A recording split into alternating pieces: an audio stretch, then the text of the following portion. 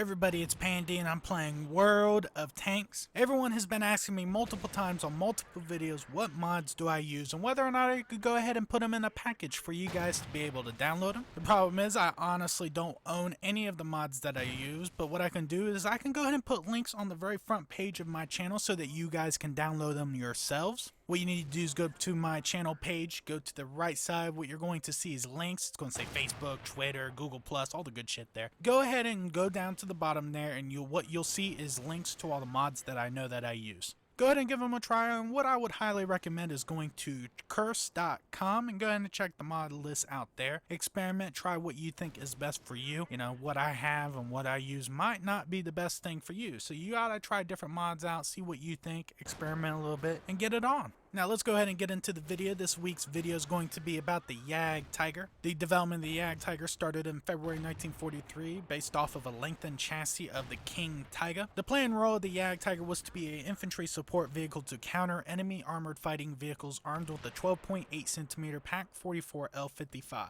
This is the same gun that was developed for the Moss, which ended up being the most powerful and the largest anti-tank weapon used in combat service during the Second World War. The first wooden mock-up was presented to Adolf Hitler in October 1943. After looking at the mock-up, he went ahead and approved the prototypes to be constructed, and they were completed in February 1944. There were two prototypes that were built with two different suspension systems, one from Porsche and one from Henschel. The difference between the both systems is one had 8 road wheels and a more simpler, less complex system. The other one had 8 road wheels and respectively a more complex system. I think I got that mixed up, but just take my word for it. At this point, it had its first official name and it was called the Jagdpanzer VI, but it was later nicknamed and renamed to the Jagdtiger. The Jagdtiger resembled the King Tiger, with the major difference being that there is no turret, there is only a superstructure. Had a much higher profile because of the superstructure, which made it a larger target to enemy tanks. However, being based off of the King Tiger also shared the same problems in regards to its heavy weight. Because of this heavy weight, it had a higher fuel consumption, or about 5 liters of fuel per kilometer, which made its range extremely small and it made the tank extremely slow. The Jagdtiger is also prone to the same breakdown problems that the King Tiger had, and these were never really solved until too late in the war, where too many of them were already abandoned during combat action. In November 1944, it was proposed to go ahead and put the 12.8cm Pak 44 L66 on the Jagdtiger. To do this, the superstructure had to be extended over the engine block to allow for better recoil for this gun, but the project was never realized, mainly due to the lack of resources. And in April 1945, the Jagdtiger started to be armed with the 88 Pak 43 L71. This gun was designed for the King Tiger, and this move was seen to be more of a desperate move to get more armored fighting vehicles out into the field of battle. Only 4 of them were ever completed, and it's not known whether or not they actually seen combat action. Overall, between July of 1944 to April of 1945, only 85 Jagdtigers were completed out of an order of 150. The basic operational history of this tank is basically in the summer of 1944, the first 2 companies were formed with the 6th SS Panzer Army. They took part in Operation Panzerfaust in Hungary, which ended up being the coup of the Hungarian government, and a fascist puppet was put in place. Later operations in Hungary was against the defenses of Romanian and Soviet forces moving in from Romania. With the first 2 companies formed, they were pulled off the line and sent to the Western Front, and a 3rd company accompanied them for the Ardennes offensive. Jagdtigers took part in the battle, and they ended up staying in the region to the end of the war, facing off against British and American forces. There's many upon many stories where Jagdtiger was able to outgun these American tanks, and the biggest weakness that they happened to have was their mobility and also sheer training. A lot of documentation in regards to the lack of training of late war tank crews for the Germans was a very bad issue, and it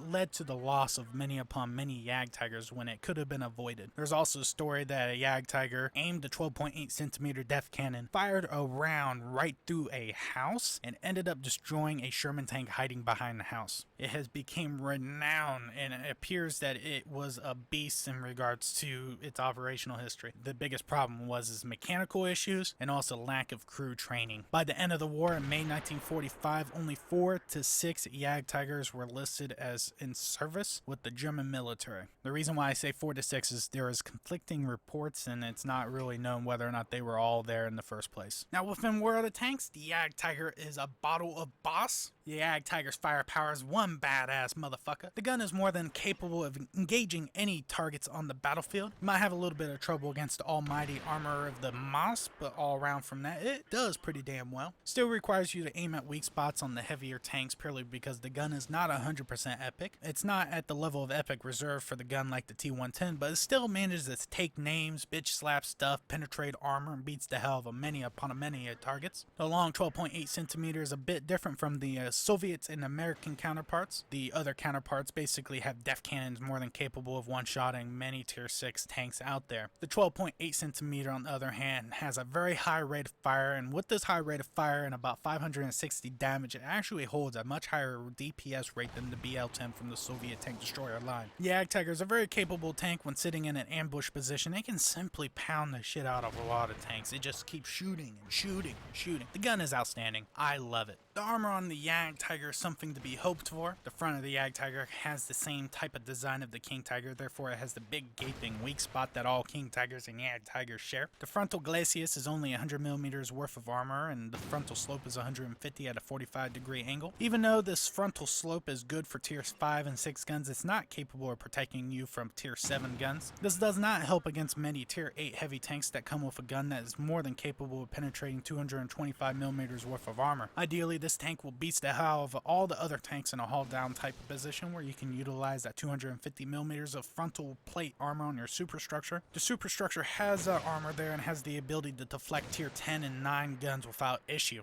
Your biggest weakness and the biggest weakness on the Jagdtiger happens to be sides and rear armor on this tank. If you happen to be facing up against one, that is your best bet in defeating the Jagdtiger, is getting onto its side and rear, or shooting the glacis, that is the 100% weak spot on the front. All in all, the armor on the Jagdtiger is just, it's not really great. I mean, it's very fantastic to have a lot of armor when you're in haul down, but you're not finding yourself into too many positions where you can actually do that without having the enemy come to you. If you have to go to the enemy, you're going to be exposed either way, so you have to utilize that gun as quickly as possible and just take out targets as quickly as you can. Now, the mobility on the Jagdtiger is decent at best. You're more than able to get the monster cannon to bear on many upon many targets at long range. You're able to move up with your friendly tanks without issue, but the issues that you normally run into is when you're facing off against lower tier medium tanks, or higher tier matter of fact, or the dreaded AMX 1390. Those little fuckers and medium tanks are able to get around to your sides and take full advantage of your weak spots and your weaker armor on your rear. This is why it's important to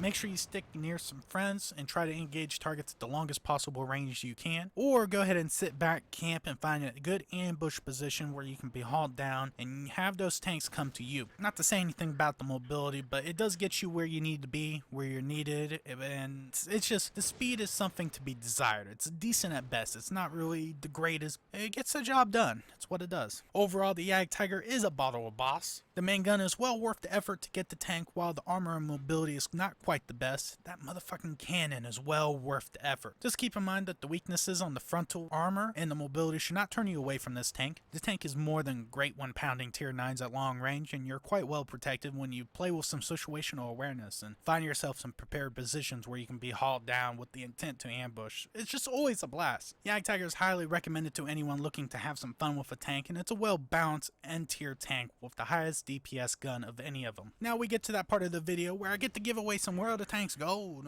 This week I'm giving away 6,500 gold to the North American server, 5,500 gold to the European Union server. To win said gold, you must just post a comment down below, maybe about the video question, which is, which of the following tier 10 tank destroyers are you looking forward to? I'll throw a link into the description so you know which ones are which. If I had to pick one, it's going to be the French AMX 50 tank destroyer. If you understand French tanks at all, you understand that it comes with the autoloader, and this one is going to be coming with a 3-round drum. And let's say each round does about 700 points of damage at 3 rounds a pop within 10 seconds and a 35-second reload. That would just be, yeah, you guys know what I'm talking about. So I thank you guys for watching. I appreciate you guys watching. This is like the 20th attempt of doing this voice recording. I think this one is it. Oh, I just moved the mic, so I probably just ruined it. But whatever. You guys take it easy. I am Pandy, and good hunting.